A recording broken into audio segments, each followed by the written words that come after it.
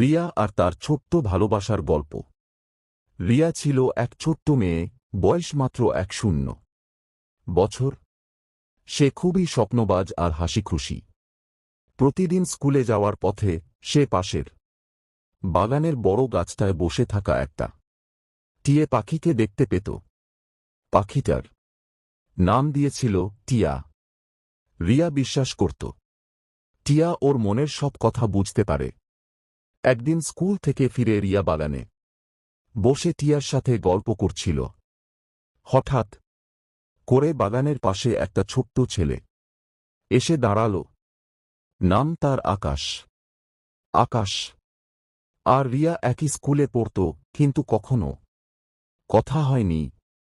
আকাশ লাজুক ছিল, তবে সে রিয়ার মতো স্বপ্ন দেখতে ভালোবাসত। আকাশ বলল, তুমি টিয়ের সাথে কথা বলছ?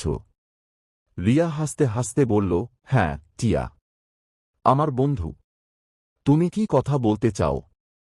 আকাশ মৃদু হেসে বলল, আমি গল্প করতে চাই, যদি তুমি শোনো।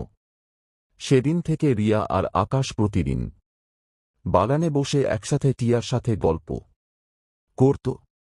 ওরা বাগানে খেলত, নিজেদের স্বপ্ন আর ছোট ছোট ইচ্ছের কথা শেয়ার করত।